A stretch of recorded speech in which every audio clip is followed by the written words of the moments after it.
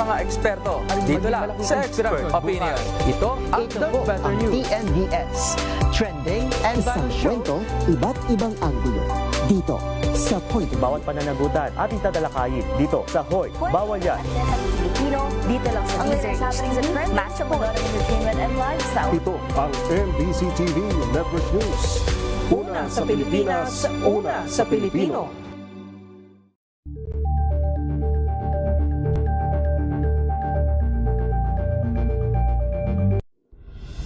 Tuloy-tuloy ang pagtulong, tuloy-tuloy ang pagseserbisyo at tuloy-tuloy ang balitaan kasama si May Binauhan sa Operation Tulong mula Lunes hanggang Biyernes.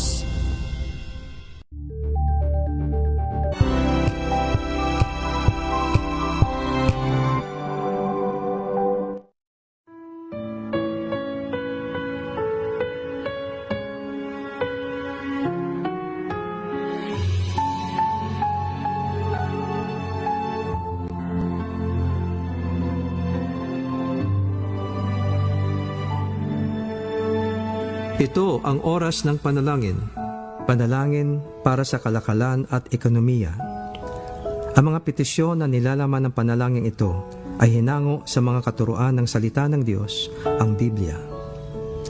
Ang salita ng Diyos mula sa unang mga kronika, 29, talatang 11 hanggang 13. Sa inyo, O Yahweh, ang kadakilaan, ang kapangyarihan, ang karangalan, at ang pagtatagumpay, sapagkat inyo ang lahat ng nasa langit at nasa lupa. Sa inyo ang kaharian at kayo ang dakila sa lahat. Sa inyo nagmumula ang kayamanan at ang karangalan at kayo ang naghahari sa lahat. Taglay ninyo ang kapangyarihan at kadakilaan at kayo ang nagbibigay ng lakas at kapangyarihan sa lahat. Pinapasalamatan namin kayo, O Diyos, at pinupuri ang iyong maluwalhating pangalan. Naway sabayan ninyo ako sa panalangin ito.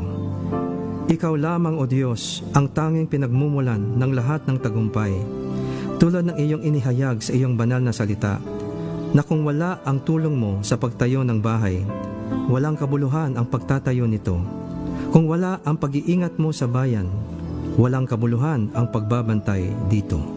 Ikaw lamang din ang pinagmumulan ng lahat ng kayamanan at mga ari-arian na iyong ipinagkakaloob sa mga nagpakahirap sa pagtatrabaho para sa kanilang kapakinabangan at kasiyahan. Iyong pinahintulutan na makamit nila ang mga ito, hindi dahil sa sariling kakayahan at lakas, kundi dahil sa iyong katapatan at kabutihan. Ibinigay mo sa kanila ang kakayahang maging mayaman upang sila ay maging mayaman din sa mabubuting gawa, maging mapagbigay at matulungin sa kapwa.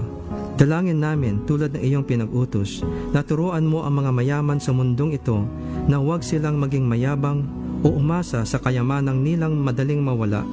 Sa halip, turuan mo na umasa sila sa iyo na nagkakaloob sa kanila ng lahat ng bagay, na sila ay maging bukas palad sa kanilang kapwa, lalo na sa mga mahihirap, nang sa gayon sila ay makapag-ipon ng kayamanan sa langit na hindi mawawala at matamo nila ang tunay na buhay. Iyong ipakaloob sa puso ng aming mga mangangalakal ang habag at malasakit para sa mga manggagawa, at huwag silang pagkaitan ng nararapat na sahod at mga benepisyo, kundi maging makatarungan at makatao sila sa kanilang pagkikitungo at pagbayad sa pagpapagal ng mga naglilingkod sa kanila.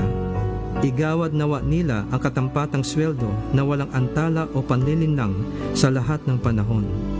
Iwaksi mo sa kalooban ng mga mayayaman at may kapangyarihan ang lahat ng uri ng pang-aapi sa mga mahihirap at walang lakas, kundi ipagkaloob mo sa kanila ang kahabagan, kabutihan, katarungan, at tunay na malasakit sa kapwa. Alisin mo rin sa kanilang puso ang makapaninirang pag-ibig sa salapi at palitan mo ito ng tunay na pag-ibig sa kapwa. Palakasin mo, O Diyos, ang kalooban ng aming mga mangangalakal na ipinamumuhay ang katuwiran at katarungan, kakumbabaan at mamamalasakit sa kapwa.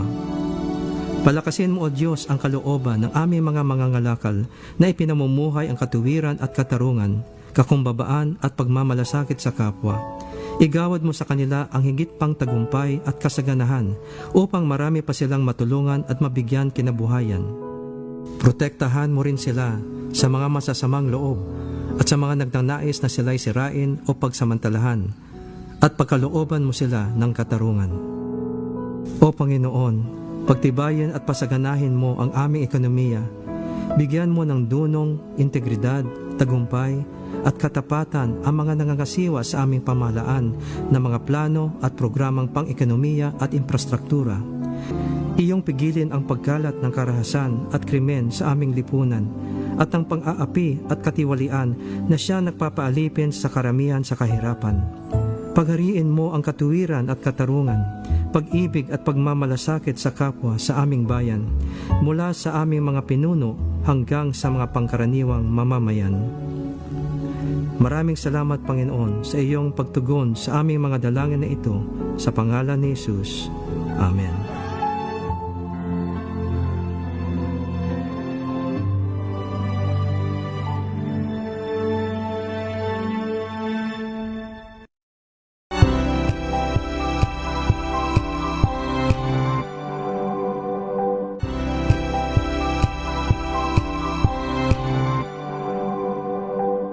Sa loob ng 86 na taon, DZRH ang naging kaagapay ng mga Pilipino sa balita, sa serbisyo.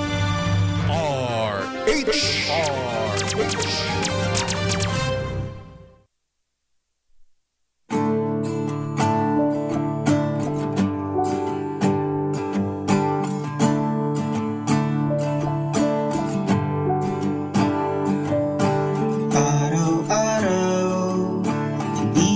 Makakilos sa mahusgang alam. Good evening Luzon, Visayas at lalo na po dyan sa Mindanao. Ngayon po ay araw ng Huwebes, May 21, 2026, kaya makakasama nyo na naman kami sa aming programa, ang Aksyon Kababaihan, dito lamang sa DZRH. Ang aming pong programa ay isang programa sa radyo dito sa DZRH na nagbibigay ng spasyo upang pag-usapan ang mga issues ng mga kababaihan at ganun din ng mga manggagawa. Ako po ang inyong kaaksyon, Marco Gohol, isang lalaking feminista na naniniwala sa pagkakapantay-pantay ng lahat. Ayan po, may emphasis po ako doon sa Mindanao kasi yan po yung pag-uusapan natin ngayon. I can still remember several years ago, lagi ko na nakakapanayam si Attorney Mary Ann Arnado dito at pinag-uusapan namin yan. Pero hopefully and finally ay ma-hold na ngayon yung first ever parliamentary elections dyan sa Bangsamoro Autonomous Region of Muslim Mindanao. Kaya hindi ko na po papatagalin pa. Ang ating pong mga panauhin ay mula sa United Bangsamoro Justice. Kasama po natin si Attorney Mary Ann Arnado, representing Settlers Communities. Good evening, Attorney Mary Ann. Naka-mute pa po kayo, Attorney. Magandang gabi, Marco, at ako ay masaya na nagkita na naman tayo ngayon sa iyong programa, and thank you for inviting us here sa DZRH. It is always an honor, Attorney Mary Ann. At kasama rin po natin, mula din po sa United Bangsamoro Justice Party, ang Sectoral Women Representative, si Engineer Aida Silongan. Good evening po, Engineer Aida. Good evening din po, Sir Marco. Maraming salamat po at kami ay binigyan po ninyo ng panahon para po makapakipag-usap po about po sa election dito sa BARM. Opo, kagaya po ni Attorney Mary Ann, ay welcome na welcome po kayo dito. At ang ganda po ng kulay ng inyong mga kasuotan, green, Alright, sige po. Attorney Mary Ann, kayo yung una kong tatanungin. Kasi I'm sure, of course, madami, especially dyan sa Mindanao, aware naman dito. Pero of course, madami din sa listeners natin. Baka hindi din ganun ka lalim yung understanding. Just very brief. Kasi po yung magiging discussion natin mamaya, ako mas gusto kong marinig yung mga agenda o yung inyong mga platform. Pero yung mga unang mga tanong, tingin ko mahalaga pa rin na tungtungan para malinaw doon sa ating mga tagapakinig. Pwede mo bang ipaliwanag sa amin, Attorney Mary Ann, yung pong parang history o her story nitong Bangsamoro Autonomous Region of Muslim Mindanao at dahil magkakaroon na nga ng kauna-unahang parliamentary elections. So maaari niyo po bang ipaliwanag kung saan po nanggaling ito? Yes, very briefly, Marco, ito pong Bangsamoro Autonomous Region in Muslim Mindanao, ito po ay isang produkto ng peace agreement between the Philippine government and the Moro Islamic Liberation Front. Ito po yung isang autonomous regional government kung saan napagkasunduan ng gobyerno at ang MILF na ang forma ng panggobyerno sa BARM will be yung parliamentary form of government. So ngayon ay we are under transition since 2019. The transition period is led by the MILF at meron po tayong tinatawag na Bangsamoro Transition Authority that serves as an interim government during the transition period. Now, this coming September 14, 117 days to go, we will hopefully conduct finally and hopefully the first parliamentary election. Kasi alam ninyo na ito ay na-postpone na 4 times already. So we want this to finally proceed this coming September 14, 2026. Thank you so much for that very clear explanation. No? I'm sure napakahaba ng history or herstory ng struggles na yan. Pero kumbaga sa pangkaraniwang Pilipino o mamamayan kagaya ko, ang understanding ko, ito ay nagnanais na magkaroon nga ng kapayapaan diyan sa Mindanao kung mabibigyan talaga ng genuine na autonomiya yung inyong rehiyon. Ayan. Sige, Engineer Aida, sa inyo naman po. Pinaliwanag na po ni Attorney Mary Ann na first parliamentary. Actually, medyo bago yan sa pandinig ng mga Pilipino, no? Pero pwede nyo bang ipaliwanag, again, briefly lang din po, ano po ba yung mangyayari o magaganap na parliamentary election dyan sa BARM? Opo, bago po ito sa atin, no, dito sa Pilipinas, wala pa pong parliamentary form of government. Ito po ay bubuuin ng 80 members of the parliament. Ito yung mag-election this coming September, God willing.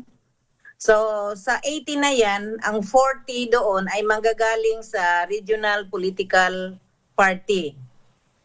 So 40 out of 80 manggagaling sa regional political parties tulad ng UBGP and other parties. And then yung 32 naman po ay paghati-hatian ng 32 districts. So meron tayong 32 district representatives. So meron tayong 4 sa Basilan na district, may 4 sa Tawi-Tawi, 9 sa Lanao del Sur, 5 sa Maguindanao del Sur, 5 sa Maguindanao del Norte, 2 sa SGA at 3 sa Cotabato City. Ang another form ng pag-select naman ng another member of the parliament ay yung 8 sectoral representatives. So meron tayong 6 na sector. Meron tayong women sector which is may isang representative. Youth sector, isa rin po representative. Sa settler po, meron po tayong 2 representative. Sa ulama sector may isa, sa traditional leaders which is yung mga sultan may isa, and then sa mga kapatid nating IPs meron 2. So 3 klase po yung pagbubutuhan, yung political party, yung district representative at saka yung sectoral representatives. Yun po. I see. Ayan po, no, medyo again bago nga to sa pandinig ng mga Pilipino, pero marami sa mga ibang bansa, no, karamihan sa Europa at maging sa Estados Unidos, kung di ako nagkakamali, ay political parties din ang mga ibinoboto, no. So kakaiba nga itong mangyayaring eleksyon kasi hindi yung kalakhan sa iboboto dito ay hindi yung specific na mga personalities o mga tao, kung hindi yung political party, no? Palalimin pa ito ni Attorney Mary Ann kasi nabanggit niya ninyo kanina na aside doon sa kalahati ng 80 na mula sa political parties ay meron din kayo mga magiging sectoral representatives at binanggit nyo nga yung iba't ibang mga sectors na ito. Ipapaliwanag ni Attorney Mary Ann, ano po ba yung significance ng composition ng sectoral representations? Ano yung significance ng may sectoral representations doon sa parliamentary form of government? Ito pong BARM at particularly yung Parliament ay napakaganda po ng kanyang formula for representation and inclusivity. Kasi po dito sa BARM meron siyang tinatawag na reserved seats for marginalized sectoral sectors. So kahit kasi usually naman pag mga marginalized group ka, kahit anong gawin mo, mahirapan kang mananalo. For example, sa Senado natin, no? Gustuhin man ng mga Bangsamoro na tatakbo for the Senate, mahirapan silang mananalo doon because we are a minority, including indigenous peoples. Kahit gaano pa kagaling, gaano pa siya ka-qualified, pero dahil nga marginalized at minoritized yung kanyang population, ay mahirapan siyang mag-compete in a regular election. So itong sa Bangsamoro Parliament, that is already recognized na there are marginalized groups that need representation, that need to have a voice in the Parliament. And so under the Bangsamoro Organic Law, may naka-reserve na sa kanila.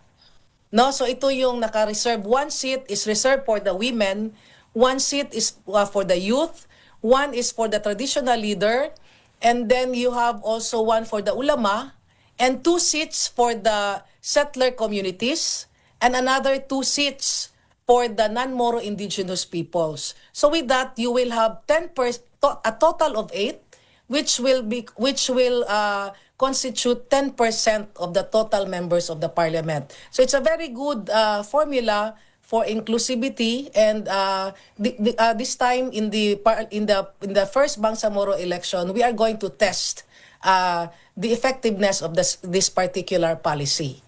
Yes. Thank you so much for clarifying that, Attorney. No? Maganda kasi parang compared dito sa, for example, sa Congress natin na 200 plus yung mga kongresista, yung parliament sa BARM ay 80 lang, no? So mas maliit. Pero merong mga very specific and very significant and important na mga sectoral issues. Gaya ng binanggit niyo, kababaihan, youth, and among other sectoral representations na napakahalaga na may mga representatives doon sa parliament na iyon. And having said that, punta po tayo doon sa kay Miss Aida, na siya yung representative ng United Bangsamoro Justice Party, representing sectoral women. Women's sector representative.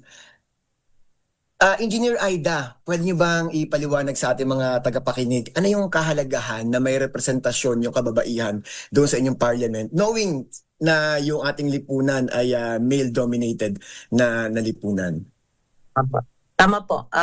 Kailangan po talaga na may representative po ang kababaihan para sila yung magpapalakas po ng boses ng kababaihan sa parlamento at marinig po yung kanilang mga hinaing, anong pangangailangan nila. So kami po, halimbawa po mananalo, kami po yung dadala ng boses ng kababaihan.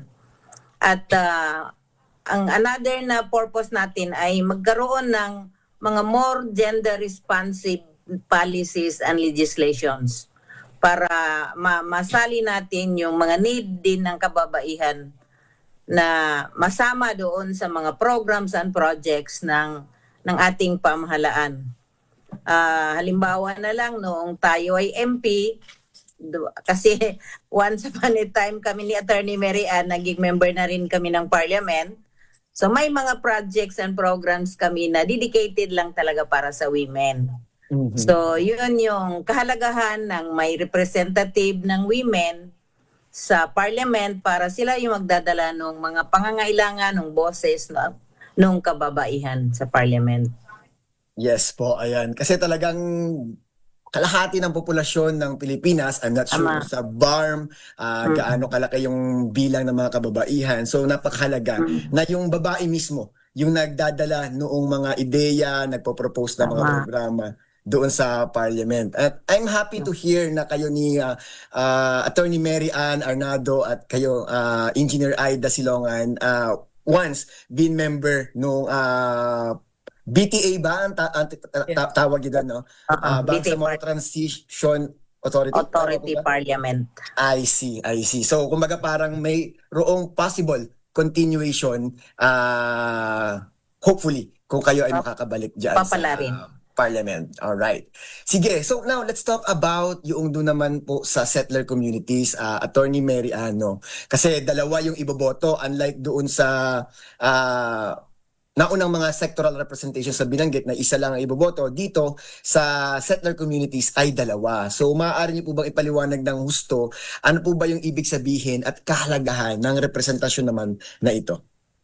Alam po ninyo, Marco, when the negotiation was still ongoing between the Philippine government and the MILF, and even during the campaign for the plebiscite of the Bangsamoro Organic Law, there was a lot of fear and parang speculation, mga anxiety on the part of the settler communities na baka paalisin na kayo sa BARM, parang uuwi na kayo sa Luzon, uuwi na kayo sa Visayas. Parang there's a lot of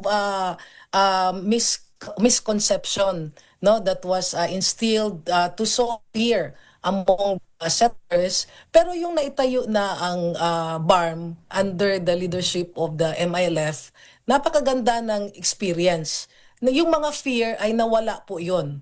At medyo na ano yun, na confirm nila na hindi naman pala totoo yung mga sinasabi nila na paalisin na tayo dito, magiging wala na tayong mga karapatan, or we will be all under an Islamic state, mga ganyan na mga, yun man ang mga lumalabas na mga issues before. So ngayon, nakita natin na yung BARM is very inclusive. There is a room for the settler communities. In fact, may dalawang assured na reserve seat for the settler. So ito ay that this will ensure na they will also have access to the programs and services of the BARM dahil meron na silang sariling representative who will be sitting in the parliament, and yung mga programs and policies and issues that are relevant and to the settlers will already be championed by their representative. So ganun po yun. And so maganda ito ngayon na opportunity for the settler communities, and so that's why we are organizing ourselves. We are encouraging the settlers to participate and support especially the United Bangsamoro Justice Party, because we find this party very, very welcoming. No, wala kaming na-feel dito na parang meron bang any element of bias or discrimination. We are treated here like equals, and so very, very appreciated namin yung UBJP, and especially also our party mates who are very open and ano sila, no, parang they recognize the settler communities as part and parcel of the autonomous region. Thank you, no. Doon pa lang sa pangalan attorney, no, United Bangsamoro Justice Party, yung justice yung parang may emphasis doon, no. At ako siguro yung akin ding parang insight diyan, yun nga yung main reason kung bakit may mahabang hindi pagkakaintindihan sa mga kapatid nating Muslim at sa Christian-dominated na bansa natin, ano. So I guess kung ito yung pinanggalingan ng hindi pagkakaintindihan, tingin ko ito yung bagay na hindi rin hahayaan na kumbaga ma-violate naman doon sa Bangsamoro region para naman doon sa mga settler communities gaya nga ng binanggit nyo, attorney.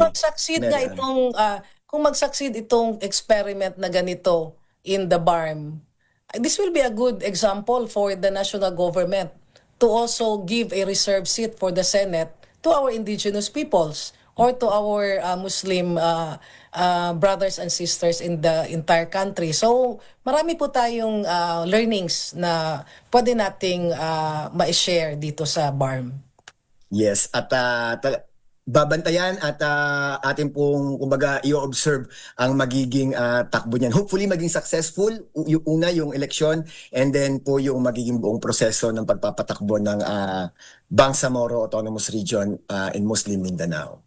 Now, I'm very interested to hear kasi you already mentioned Attorney Mary Ann Arnado and Engineer Aida Silonga na naging part na kayo nitong Parliament noong ito ay nasa transition period. But now that you are officially na lalahok na hopefully ay hoping na makabalik at makapagsilbi, I wanna hear ano ba yung in general naman, kung kanina binanggit ninyo yung parang more of your representation, pero in general, ano ba yung inyong platform naman para diyan sa BARM? Can I first hear si Engineer Aida? Yeah. Ang pinaka-platform po natin tungkol sa general na platform natin ay yung pagprotekta po ng karapatan ng lahat ng mamayang Bangsamoro, especially sa women, no? Kailangan natin ma-promote ang kanilang mahalagang papel sa lipunan at kung paano ipaintindi o ipapaintindi natin sa kanila yung kanilang mga karapatan para alam nila kung ano yung kanilang ipaglaban. So, ipapaintindi natin sa kanila yung kanilang mga karapatan. Na naayon naman doon sa kanilang paniniwala kasi alam mo kaming mga Moro ay mayroong kaming mga sensitivity, no? Mayroong kaming mga cultural sensitivity. So, dapat yung karapatan nila na naayon sa kanilang kultura at sa kanilang paniniwala sa relihiyon. So, importante po yan sa atin para nagkakaintindihan po, no? So, para respetuhin ng bawat isa yung kanyang kasama. At kung paano po natin lalabanan ang anumang mukha ng pang-aabuso sa kababaihan. So, isa po yan sa ating tututukan yung paglaban sa mga pang-aabuso sa kababaihan. At kung paano natin mahikayat ang ating mga kababaihan na makilahok sa mga electoral processes para dadami yung mga babae na ma-empowered at sasali sa mga election processes, sa mga local election at lalong-lalo na sa parliament para maraming magsasalita, maraming magdidepend sa mga kababaihan. At isa pa ay para magkaroon ng mga programa, no? Magkaroon ng mga programa na specific lang para sa kababaihan. Gaya nung mga pagbibigay ng mga livelihood activities, para makakreate tayo ng sa mga kababaihan. Yeah. And then, being once upon a time naging minister po tayo ng MOST, so marami po tayong nasimulan na mga activities so na patungkol sa kababaihan at sa mga other marginalized group. So ipagpatuloy lang po natin yon. God willing, pag tayo ay nakabalik, inshallah. Hopefully. Thank you so much, Engineer Aida Silongan. Ayan po. In 3 minutes, Attorney Mary Ann, no? Ano ba yung inyong platform? Okay, I will try to explain it in 3 minutes. Una-una dito sa Marco, sa BARM, in the last 9 years sa transition period, ang pinaka-focus talaga doon ay paano ma-restore yung kapayapaan dito sa Bangsamoro. So, and then kasi pag meron tayong kapayapaan, naturally, there will be more opportunities for development. So, for example, ang record natin ay from a very high poverty incidence of 55.9% when we started in 2018, the poverty incidence reduced significantly to about 23%. So very dramatic po ang pag-improve ng ating kabuhayan dito, and so that only shows that if given the opportunity, if given the necessary peace and order and protection environment, a protective environment, ay ang mga Bangsamoro ay magkakaroon talaga ng very strong economic opportunities. So with that, kami specific to the settler, meron kaming tinatawag na tatlong main agenda na tinatawag naming KSP.